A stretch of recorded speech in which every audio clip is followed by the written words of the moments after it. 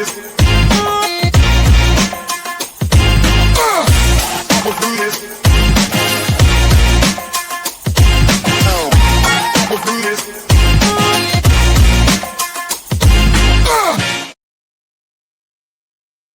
everyone, welcome back to my channel. FPL Vincenzo here, and we're heading into game week 22 of FPL this season. And I thought it was now a good time to start making a chip plan.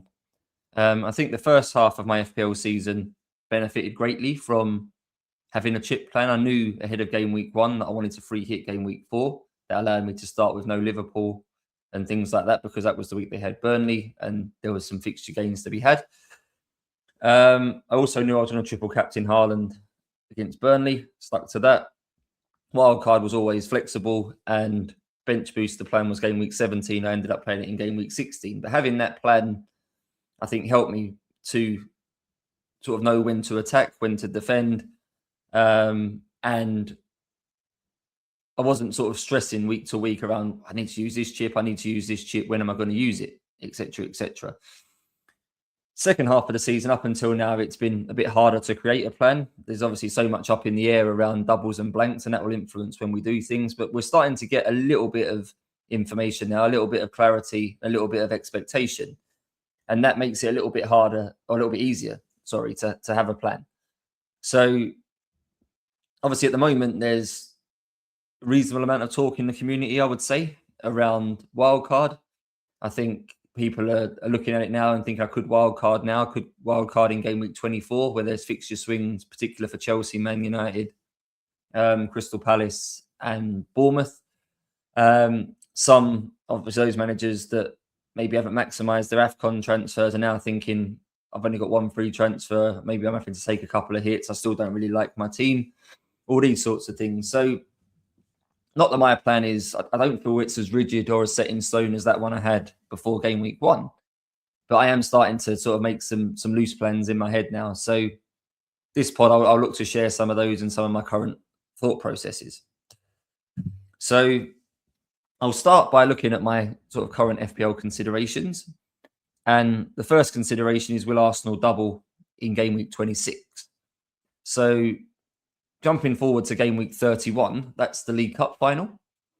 And based on results from the first legs of the semi-finals, it's now the expectation that Arsenal will play Manchester City in the League Cup final. And the consequence of that will be that both teams blank game week 31. Arsenal have got Wolves that week. Man City have got Crystal Palace that week. So obviously both of those fixtures will need rearranging into double game weeks. Because of European involvement, in the midweeks of game week 26 and 27, those teams that are in Europe and don't finish in the top 8 in their respective group stage competitions will have to play an extra knockout round. So there could be midweek fixtures for the likes of Chelsea, Liverpool, Newcastle in the Champions League. Crystal Palace, we already know, in the Conference League didn't finish in the top 8. So they will have to play these extra 2 midweek games in the knockout rounds. Man City, Crystal Palace, as a consequence, if that does need moving from game week 31, can't be brought forward because, say, Crystal Palace's European involvement, but Arsenal, Wolves could. Arsenal very likely to finish in the top 8 in the Champions League. Wolves obviously not in Europe at all. And it would be helpful for the Premier League to move that forward rather than move it back. There are a couple of midweeks and a couple of opportunities to generate doubles after game week 31. But FA Cup involvement, further European involvement may make that tricky. So we saw it last year with Liverpool. They was in this position, reached the League Cup final, finished in the top 8 in the Champions League, and their League Cup final fixture was moved forward as a result. A lot of managers, including myself, played the Assman chip around that time to play a chip involving that Liverpool double. Not confirmed yet, but it's possible that if Arsenal do beat Chelsea over 2 legs and reach the League Cup final, that Wolves game with confirmation from the Premier League would need to be brought forward, or could be brought forward. So hopefully we'll hear shortly whether that's the case, but we can make half a plan at least that Arsenal will have a double game week in 26 of Brentford away and Wolves away. That'll be it's a Thursday fixture away to Brentford. It's then FA Cup 4th round weekend, where Arsenal may be happy to play more of their squad players, the likes of Madueke, Moreno, guys like this. And then the next midweek is currently, I say, free from Premier League action. Wolves game could slot in there maybe on the Wednesday. So imagine Arsenal might play Thursday, Sunday, Wednesday or something like that. So which Arsenal players would I want for that particular double? So that's a consideration. If I feel like I'm on the wrong free, that might be a reason to wildcard before then. My next consideration is obviously the free hit and the bench boost, particularly in terms of the free hit. When do I want to use it? So as I say, there'll be 2 fixtures that will be taken out of game week 31. So it'll be an 8 fixture game week. Do we need to free hit that? Imagine if it is Arsenal Man City. If we're likely at that point to have something like Haaland, we may have Semenyo with him or Nico O'Reilly with him. And they've got Crystal Palace. Have we got Lacroix? Have we got Daniel Munoz? Have we got Ismail Assar? Palace's fixtures leading up to game week 31 are quite good. Then Arsenal, I imagine most of us will have a triple up, particularly considering they made double in game week 26. And then Wolves could also blank. And anyone wildcarding shortly might want to maximise Wolves in the double game week and put the likes of 4.5 million striker Mane in. Maybe Jose Sarr could be a second goalkeeper instead of Dubravka to get another doubler. And some people may even look to bench boost in game week 26. If they wildcard now, get 3 Arsenal, maybe 2 or 3 Wolves, a couple of other players with good fixtures, it is a possible bench boost week. So those managers sort of going towards that strategy may then look at game week 31 and think, I can't fix this in time. Could be a free hit in that blank. There's also going to be a blank, I think it's game week 34, which is the FA Cup semi-final weekend. Any Premier League teams involved in the FA Cup semi-final will also have a blank. So that's to bear in mind. That could probably be the bigger double. Could be as many as 4 blanks there. Do we need a free hit in place to cover that? But for me, I always like to, where possible, free hit a double game week. I feel like the upside is bigger to free hit a double and rather than free hit the blank. Can you imagine free hitting into 11 double game week players?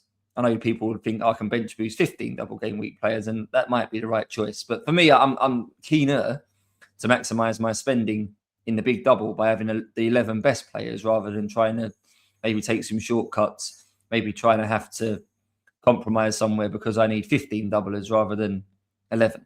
So in an ideal world, I'd like to free hit the big double. I think there's an expectation right now that could be game week 33 because it'll be easier again, I think, to move the FA Cup semi-final cancellations forward rather than move them back. But that's not confirmed. But just have the visibility and awareness right now that game week 33 could be a reasonable double. If I do that, when do I bench boost? So I said game week 26 could be an option for some. But is there a single game week I'm looking at where I want to get the bench boost used? I think most of us obviously all of us had to play a bench boost in a single game week in the first part of this season. I think for a lot of us, it went well. So how are we going to play this? Because DEFCON's so good at the moment and reliable in a lot of cases, there will be some managers that think, I can almost guarantee myself a 20-point bench boost here if we get a double game week. We know who the cheap centre-backs are who basically get DEFCON every week. We know there's a collection of cheap midfielders, James Garner at Everton, Elliot Anderson at Forest. These sort of guys, they're quite reliable for minutes. They're quite reliable for DEFCON. If you set up properly and you have those guys and they all happen to have double game weeks, that could be sort of a guaranteed 8 points from basically a whole collection of players on your bench. And you could be looking at a 25, 30-point bench boost without really too much effort before you even get into attacking returns and things.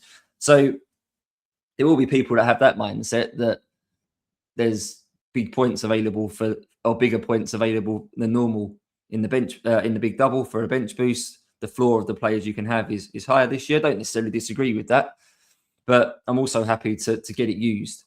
And part of that is I think it could be quite helpful to play my bench boost before my wild card, because what I don't want to do is the logical sort of strategy here is to dead end into this game week 31. We kind of will know very soon what the 8 fixtures will be. We can plan for that accordingly and still hope to get 11 men out or 10 men out or something that we're happy with, and dead end team into there, and then wild card straight out of it in 32. At that point, we'll know the lay of the land in terms of blanks and doubles, and our wild card can facilitate all of that. We've still got a free hit to use to cover a part of that. It's all good. But if you do that, you're still having to wildcard really into a deep squad, particularly if we've still got a bench boost to play, because we're going to want to maximise that bench boost. We're going to want 15 playing players. We maybe won't be happy with certain cheap assets, like a Goodmanson at Leeds might not work for a double game week, but he might be the best facilitating defender at the back end if he's still 3.8. It's also on my mind what happens if Mo Salah has a double, if Mo Salah is showing signs of returning to form, and we really want Haaland and Salah for the final stretch of the season. It'd be really nice to be able to wildcard both in game week 32, have them both for the final sort of 7-8 game weeks, and it'll be much easier to do that if we only have to focus on having 11 players or like one decent sub or something, rather than having to try and pick 15 players that also happen to double at the right time. We'll be spreading funds, I think, a bit thin. So that is far from a guaranteed thing that we'll want Mo Salah at the end, but I want to keep it as an option, because those that wildcard early, or those that have a bench boost still left to use after they wildcard, might think, how am I going to get to Salah here? Because it might be a big jump in funds from someone like a Palmer or someone like a Saka to find the extra 3-4 million, whatever it is, to upgrade. So I'm just keeping that in terms of my flexible mind, that if I want Salah, it'd be quite helpful to have played the bench boost. Also on my mind, though, on the flip side, is that if I wildcarded in this game week, in game week 22, or even in game week 24, when I said there's a few fixture shifts, will that wildcard be much different to what a game week 32 wildcard would be? Because I think we've learnt now through the first half of the season which players are scoring points, which sorts of players are doing well, which sorts of players have the most routes to points, which sorts of players have reliable DEFCON. And we've got a serious amount of data now, half a season's worth of data. And not that data always repeats itself, but again, we know who the DEFCON defenders are. We know the likes of Declan Rice, Bruno Guimaraes, Elliot Anderson. These guys just tick over week on week and get good points. Some of these guys, players like box-to-box number 8s, they can score goals. They can take, or they do take corners in some cases. They do get a lot of DEFCON for someone of their position. These guys are just steady picks, and they're going to be steady picks whether you pick them in game week 22, game week 24, or game week 32, which I think are the three main wildcard windows.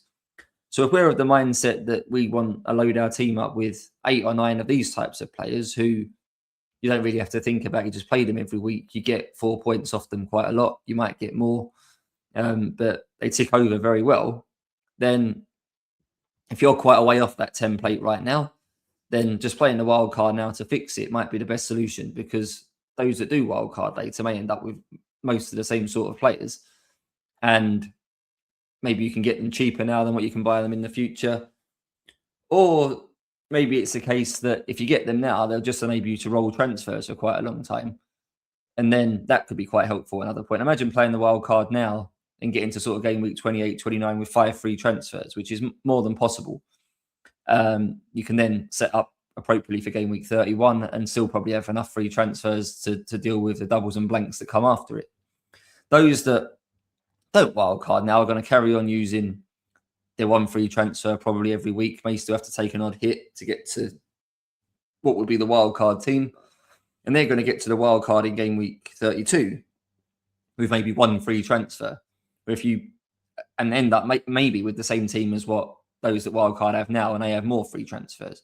So there are sort of benefits to playing it now if you have that mindset that the players you want will largely be similar, and right now you don't have them, and it will take you 6 or 7 weeks to move to a James Garner, a James Tarkowski. You want to restructure your Arsenal, all these sorts of things.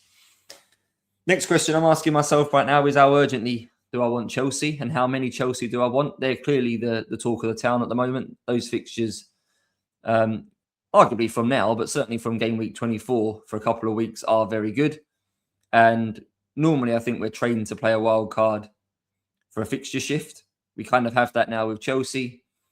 But as I say, they've already played this midweek because it's the first leg of the League Cup semi. They've still got to play the second leg. There's a good chance they'll have to play the extra knockout round in Europe. There's still quite a lot of Premier League fixtures. They've got a new manager who is known for sort of being quite flexible with his system. So I don't know if you really know week to week if Chelsea will play 4-3-3, 3-5-2, midfield diamonds, all this sort of thing, which might influence the roles players have within the system. There's just a lot of unknown with Chelsea, but I can see the appeal of people wanting multiple of them. It's crossed my mind, do I even want any? Just because of the fixture congestion, because the unreliability of minutes, because of the other assets in similar positions who I feel like could be just as good. And I do think the game this year, it's been harder to target fixtures. So we still naturally do it. Look at the fixture tickers and think that's a good fixture, that's a good fixture, this is a great run. But people have tried that with Liverpool lately and it hasn't really worked out. So I think the importance of playing the fixtures, I think, is less this year than it has been in other years, but we still naturally do it. And it's probably still something we should think about.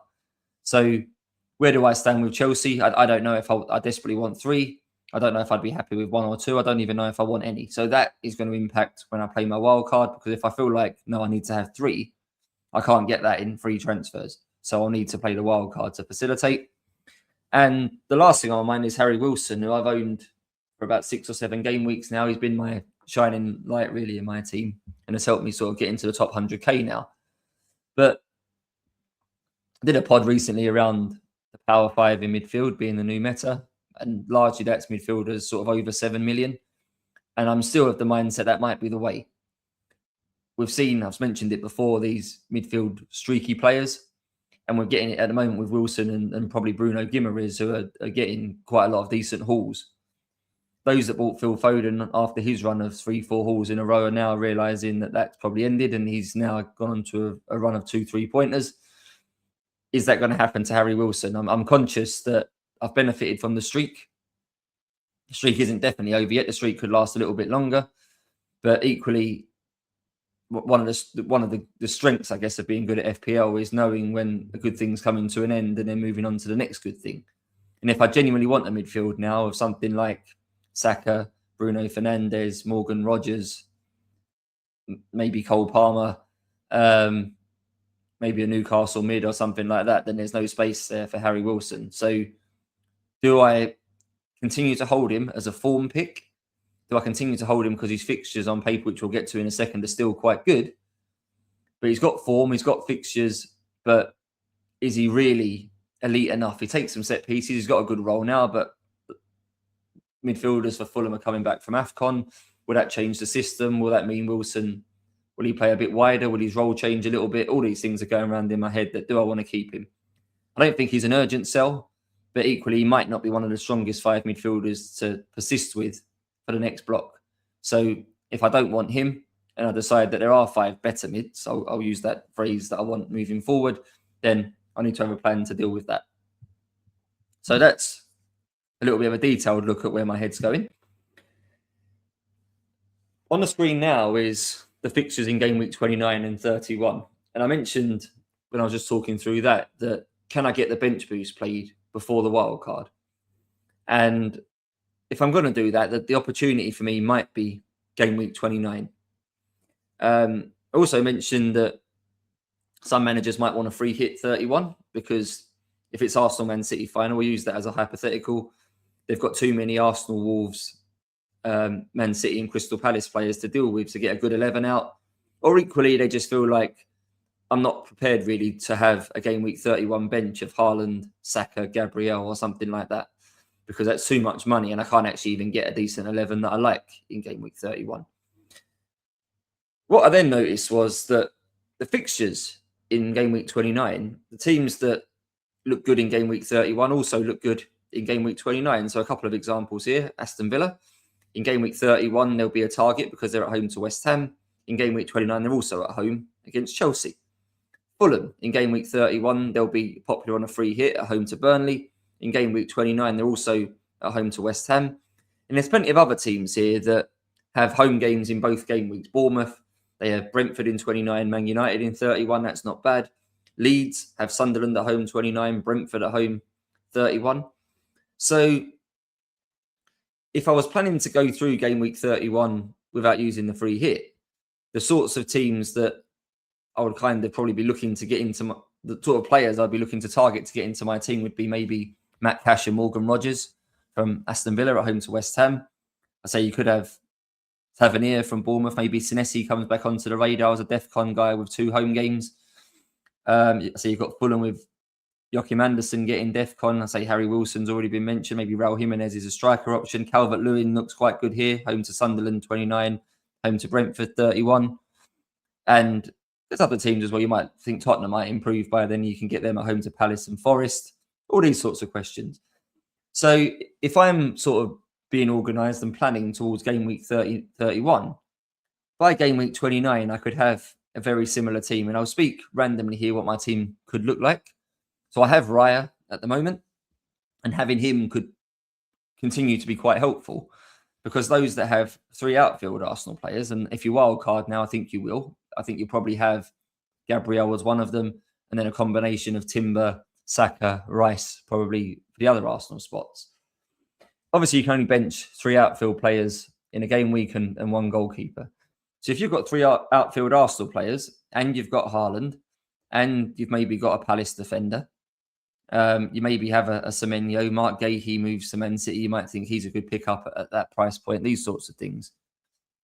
It's going to be hard to make sales and retain enough Arsenal players. You might have loads of money tied up in Haaland, loads of money tied up in Gabriel, so you find it hard to sell them.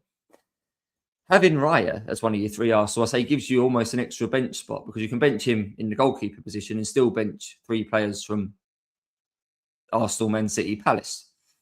So I'm quite keen to keep him as one of my Arsenal because, yeah, I can bench him. So if I keep Raya, and I probably won't make a goalkeeper transfer, so I'll have the Bravka.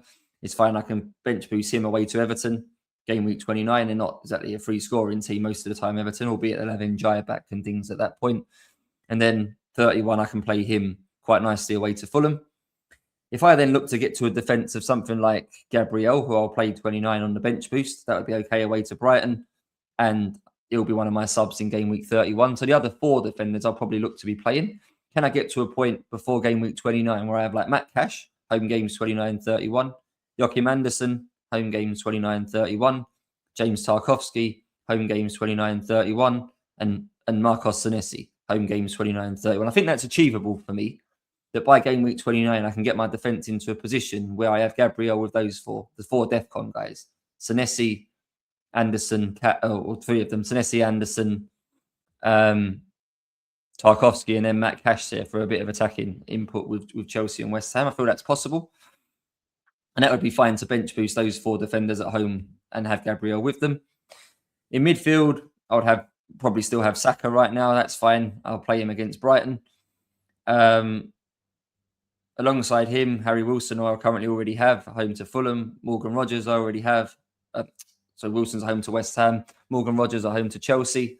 Then the other 2 midfield spots are flexible. Probably Bruno Fernandes would be one. He's away to Newcastle, which isn't great, but I wouldn't be benching him in that week. So that's fine.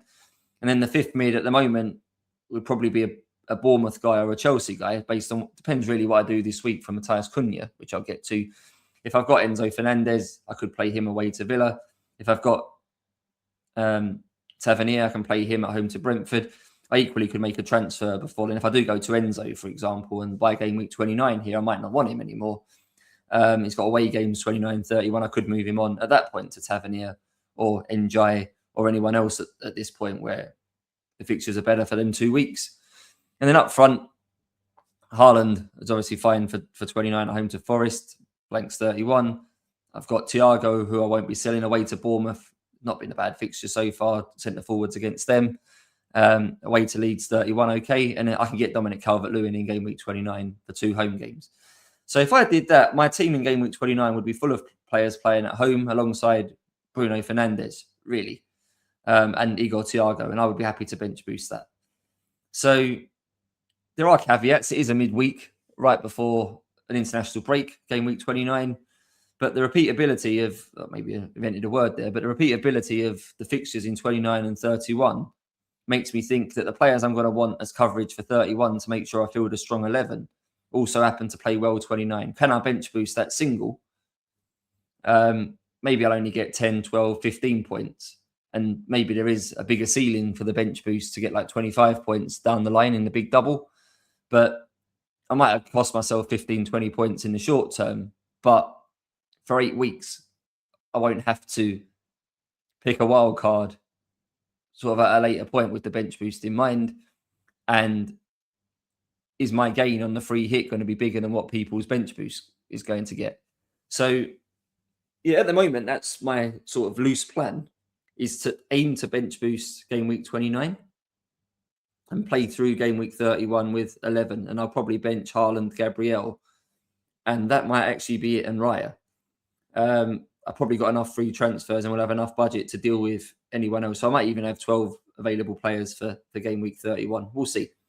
But I like that as a loose plan. And then I say wild card in game week 32.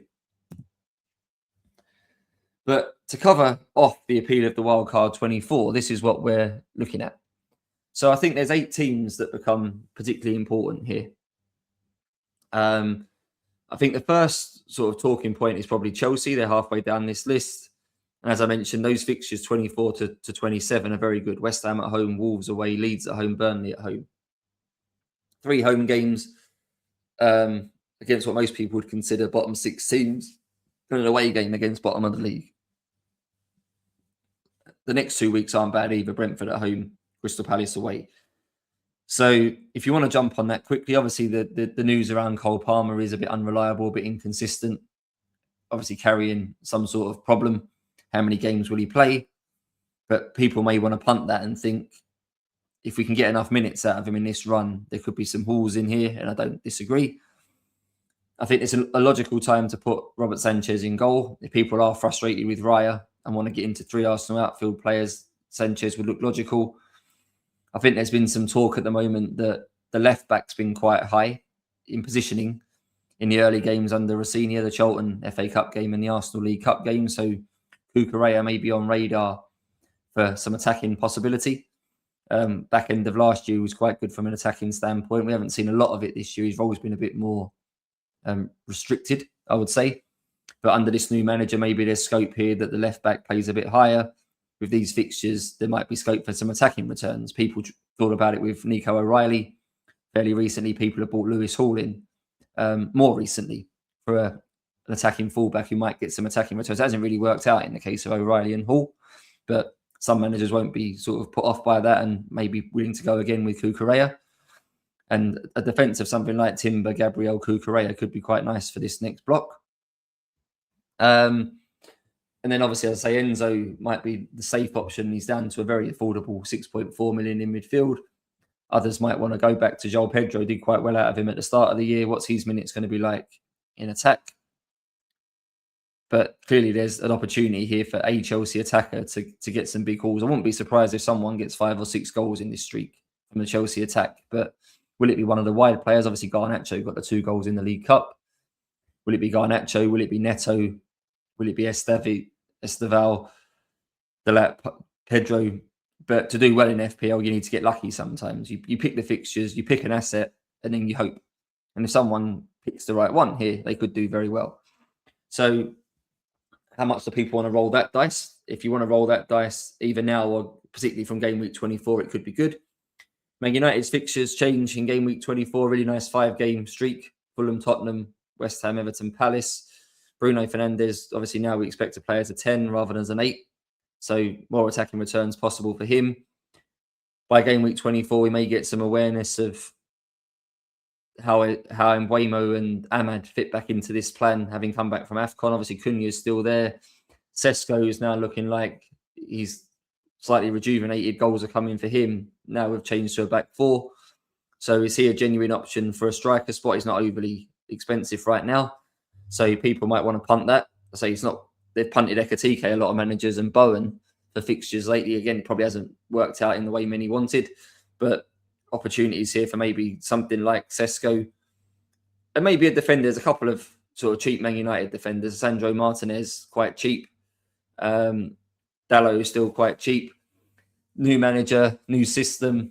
We've got no real evidence to go on in terms of data around how reliable that might be for DEFCON.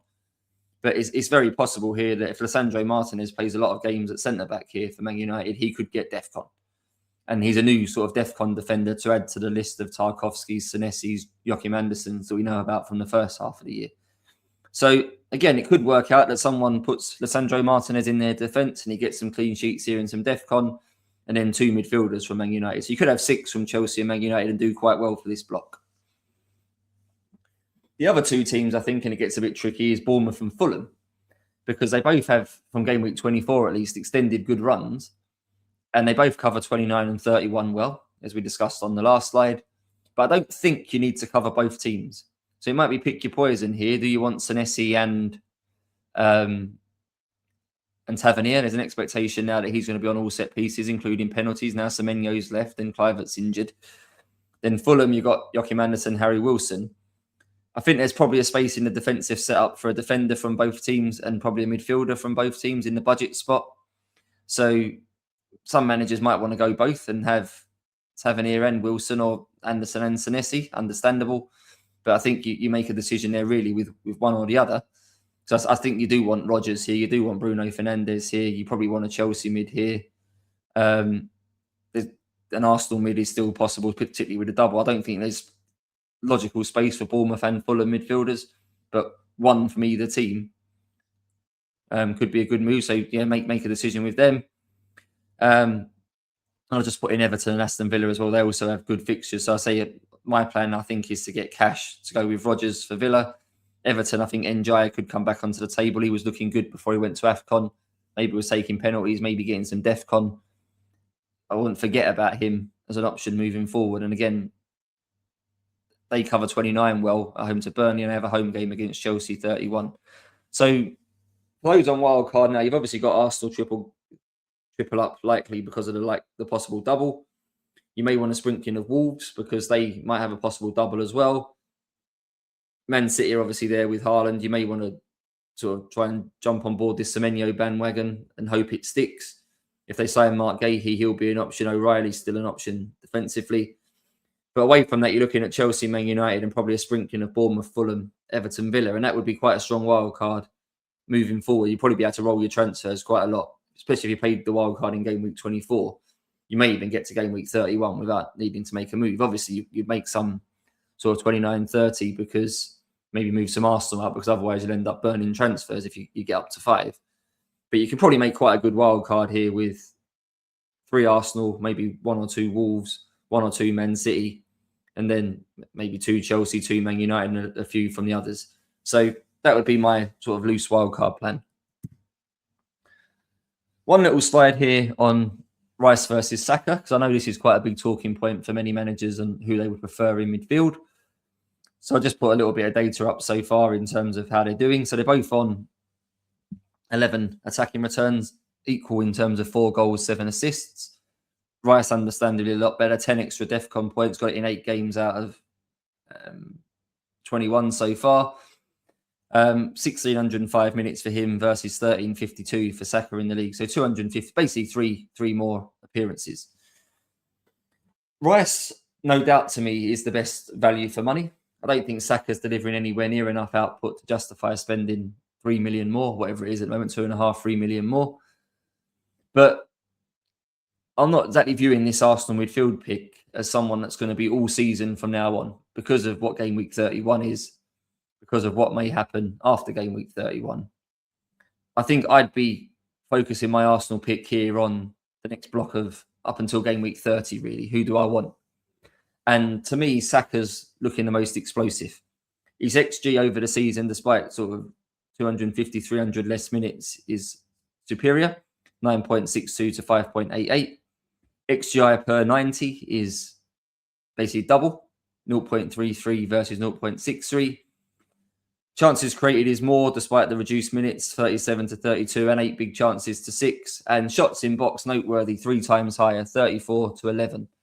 So Saka way more likely to score a goal. I do think Rice seems to be getting more assists than Saka from corners. They both take them from opposite sides, but Rice's corners seem to be creating more assists right now. I haven't looked at the volume. Where maybe there's more corners being taken from Arsenal's left, which is Rice's in-swingers, versus Arsenal's right, where Saka takes the in-swingers. But Rice is getting more assists. Obviously, the floor is higher because he gets more DEFCON. And you could argue the minutes will be better between now and game week 30 as well. So you're getting Rice with more minutes, more DEFCON, probably a greater assist capability, but a lower goal capability. Again, because we're trying to attack this next block, I'd rather attack with a player that's more likely to score. And also game week 26 is on my mind. So obviously it's not confirmed yet if Arsenal will get this double away to Brentford and away to Wolves. But if they do get that double, we're going to be captaining an Arsenal player. We may even be triple captaining an Arsenal player. To play that in a double, say good space in between the fixtures, and one of the games is against bottom of the league Wolves. If I was going to triple captain an Arsenal player in that week, who would I rather triple captain? Some would argue Gabriel would be the choice, and I'm not going to put people off that. But I don't have the highest expectations for Gabriel away to Brentford. Brentford, probably one of the better teams for defending aerially. They also like to play direct, also dominant in the air and physically. So one of the lower probability games, I would argue, for a Gabriel goal.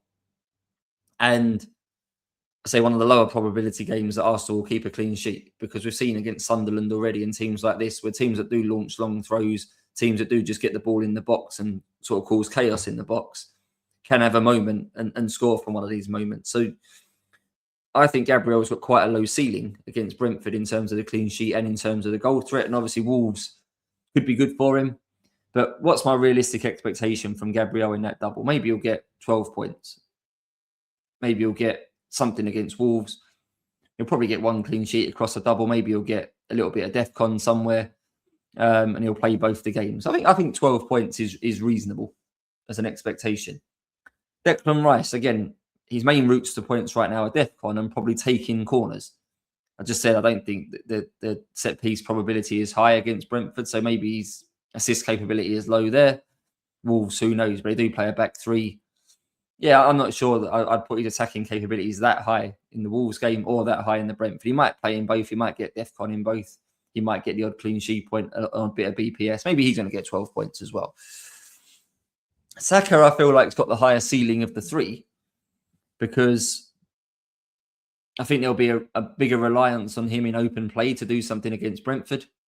And I think he'll play the Wolves game because it's the FA Cup in between, and I think Arsenal will play Madueke. So I think Arsenal will get two good lots of minutes out of Saka in these 2 weeks.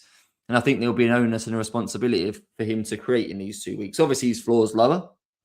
Could get 2 points in both of them if he gets no attacking returns. And he has got DEFCON sometimes, 3 games this year, but we can't expect it in either of these. So where Gabriel and Rice are probably 50% guaranteed, I would say, to probably get double figure across these 2 fixtures, something like 10, 12 points. Saka isn't. But I do think Saka's capable of 2 or 3 attacking returns in these fixtures. Particularly if he gets a couple of goals, he's way more likely to get a 20-pointer here in this double than Gabriel or Rice to me. So if I was going to captain here and be aggressive and look to be proactive and look to chase points, I think Saka's the play. So that in itself would probably make me want to pick him now. If I was going to wildcard, I'd rather have him than Rice now. Whether I wildcard game week 22, game week 24. But once 26 is done, we could keep him. We could move Saka to Rice at that point with a free transfer. Or I say we could start having one eye on game week 29, one eye on game week 31, and then we sell Saka after game week 26. Maybe there's a possibility of doubling up on Man United midfield at that point if Bruno and Mbeumo are starting a really good combination or something. Or, yeah, I don't know who else is going to be on the table. Maybe Salah's looking good at that point, and we might want to look at maybe getting him in, and Saka's the route to get to Salah. So for me, and the way I'm going to play the game, I'd rather have Saka than Rice. I don't feel like at the moment I'm desperate for the budget. I say we don't need Salah right now. There's not a big collection of expensive secondary strikers. Like Isak's obviously not, he's injured. Ollie Watkins is pickable, but I'm not sure we want to break structure for him. So defensively, there's enough cheaper guys that means we don't need money. I say you could have Timber, Gabriel and Kukurea, and I wouldn't put people off that. But I don't think we're scratching for money in goal. We're not scratching for money in defence. And even if you want a bit more premium in midfield, I still think Saka's affordable. So unless you're desperate to have Cole Palmer, maybe that would be your compromise then to go Rice over Saka. But if you offered me now Saka with Enzo versus Rice with Palmer. I think Saka and Enzo is much safer right now than Rice with Palmer. So, yeah, completely understand the viewpoint and the perspective that Rice is better value for money. I would agree with that. But we're chasing points right now. And the budget, I don't think, can be put to use. The 3 million saving can't really be put to use anywhere else any better. So Saka would be my pick. So jumping on to my loose plan. So at the moment, going into game week 22, I've got 5.4 million in the bank and I've got 2 free transfers. Cunha is the logical sale for me at the moment, and some options on where I go. Obviously, Enzo, I think, is the obvious pick. Already spoken about Chelsea's good fixtures. I think his minutes will be fairly good, or certainly as good as anyone else in that Chelsea midfield. Hard to gauge really how influential and effective he will be. Obviously played in the midfield too with Andre Santos last night. That was because Reece James was having his minutes managed, I would say, and Caicedo was banned. So will we see Enzo push further forward in the upcoming league games? Quite possibly, but there's a bit of an unknown to that. But it is, I think, quite tough mentally to go into this Chelsea run without a Chelsea attacker. And based on what we know right now, he makes the most sense. He doesn't tie up loads of budget. We know he's fit. If he's on the pitch, he could take some penalties maybe, could get some DEFCON. I just think he's an easy own right now. It's probably the best way to put it. So Cunha to Enzo makes a lot of sense for me. But if I want to be a bit more punty, we've seen Semenyo come out of the blocks flying for Man City. He's also not able to play Champions League for Man City, so that can be his rest games. They've clearly got a lot of players to fit into not a lot of roles here, Man City. If they're going to try and play Semenyo, Doku, Bernardo Silva, Cherki, Foden, maybe they're trying to fit five pegs into 3 holes. So who's going to be rotated and benched? Maybe Semenyo's minutes won't be as good as Enzo. But the way he started has obviously been very impressive for Man City, and their fixtures are not bad. They've got Wolves next week as well at the Etihad. So if he carries on sort of getting what I would call Raheem Sterling type Man City goals, attacking the back post and getting a tap in, they're going to be really high XG chances, and there's going to be regular goals for him in those moments attacking the back post. So he could be an interesting sort of 5-6 week move from Cunha, and then again you'd probably move him on before game week 31. I'm looking ultra short term because I want a little bit more information on Chelsea. I want a little bit more information on Man United. Then Liverpool, probably for the next 2 weeks, probably stand out the most. Anyone that bought Ekatike in was probably looking at these next 2 fixtures and thinking this could be good. Burnley and then Bournemouth. So Florian Wirtz obviously seems to be improving in terms of his output in the last month or so. I think he's back into the team, came on against Barnsley in the FA Cup, scored. So I expect him to start these 2 games. Why I'm just waiting for that clarity on Enzo's role, maybe some clarity on which Man United player I definitely want. I could take a short-term pit stop on Florian Wirtz. So that's on my mind to really attack the next 2 weeks. I don't have Ekatike or any Liverpool. So Wirtz gives me some coverage and some possibility of output. But is that an unnecessary transfer being added to the plan? Realistically, I think Enzo's probably easy just to put in now and hold and then make a decision in game week 29. I can hold him through to the wild card, or I could move him on in game week 29 for someone else who better suits the bench boost plan and the playing through game week 31 plan. Other sort of thoughts at the moment as a loose plan, I think Elliot Anderson's going to be my make weight for Bruno Fernandes. Money in the bank, not an issue, so it's about a 4 million difference or something, but I can handle that. So Elliot Anderson's fine, 2 weeks, easy to bench. Can play him if I need to. Probably get 4 points against Arsenal for some DEFCON. So that's my route to Bruno. So I think I'm definitely going to wait 2 weeks to get the Man United player in. So that's fine. Right now, I could do Gui to Calvert-Lewin. Obviously, Thiago's away to Chelsea. Who knows what to expect from that? Thiago does feel a bit fixture-proof at the moment. I know people have benched him understandably lately, thinking the fixtures aren't great, and then he's got obviously massive hauls. Calvert-Lewin's got a better game this week at home to Fulham. And also game week 26 is not a good one for Thiago. I think he's got Arsenal that week. He has got Arsenal that week. And Calvert-Lewin also has a nice home game He's got Everton, Chelsea, I think, that week. Not great. There's a week, actually, I've got this mixed up. Thiago's got Newcastle fairly soon, and Calvert-Lewin, I think, is at home to someone in that week. So there's 2 or 3 weeks coming up anyway where Thiago's fixtures, if you want to play it through the fixtures, aren't great. Calvert-Lewin is pickable for all 3 of them. Probably more pickable than Thiago for all 3 of them. And I say Calvert-Lewin helpful 29 and 31 with those 2 home games. My sort of skepticism with him is that he's fairly injury prone. Can we trust him to play? If I have to have him from now until game week 31 with an expectation to play him in game week 31, that feels a bit risky. Can I trust him to get to 8-9 weeks without breaking down, without getting injured? It feels like a transfer I'd want to make in game week 29, knowing that he's available and fit, and then take the 3-week punt at that point rather than pick him in 22 and hope that he manages to get through 7-9 game weeks. So, but it's an option to get him now. I say he is playable over Thiago in a few weeks in the next batch. So, yeah, defensively, I'm happy right now. I've got 5 DEFCON guys, and in any given week, I'll play Gabriel in all of them, and I'll assess the fixtures of the other 4 and play what I think is best. So, for example, this week, I'm definitely playing Alderate because I was looking at Tom Hadley on Twitter, who's very good for DEFCON information. And one of the things that was highlighted in some of his data was that Crystal Palace are the team that give up the most DEFCON to opposing centre-backs. Not really a surprise. They play quite direct into Mateta, don't they, Palace? So opportunities for DEFCON moments for defenders up against someone like Mateta. So Alderate with a home game playing in the fixture that's most likely to give him DEFCON feels a bit of a no-brainer to me this week. So I'll play him. And then Tarkowski and Lacroix I've got a bit more faith in than Joachim Andersen at the moment. But I quite like this stance with these defenders. I just play Gabriel, and then week to week I just play 2 or 3 of the others, depending on which fixtures I like most. But I'll have a plan really to move Alderate on.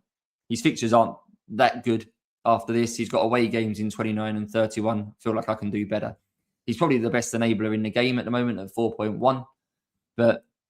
And I may well bring him back in on my wild card down the line at that point of the year. But for now, I've got budget. I can afford to move him on. He'll probably be my route to Matt Cash at the moment in a few game weeks. But the others will probably all stay. Yeah, midfield, I say Wilson's a bit awkward. Not completely decided what I do with him. But Cunha is the priority sell. I'll go to Enzo. Elliot Anderson can become Bruno Fernandes. That's fine. Rodgers stays for the duration to the wild card. Wilson could stay until the wild card. We'll make a decision on Saka nearer the time. He might be a game week 31, 1 week punt to somebody or something to get 11 players out. And Thiago, Haaland, neither of those 2 are moving. And we'll get Gui up to Calvert-Lewin at some point. So, yeah, there's my loose plan. Might not work for everyone. But for me, I like the thought of wildcard 32. I like the thought of trying to get the bench boost gone before that so I can focus my wild card completely on 11, 12 players, not 15. 29 works well for me because of what I'm trying to get to for 31 to play through that without a chip. I can always obviously abort that plan at any notice. If it gets to game week 28 or something, it really looks like we do need to bench boost double game week 33 because the fixtures are just that good.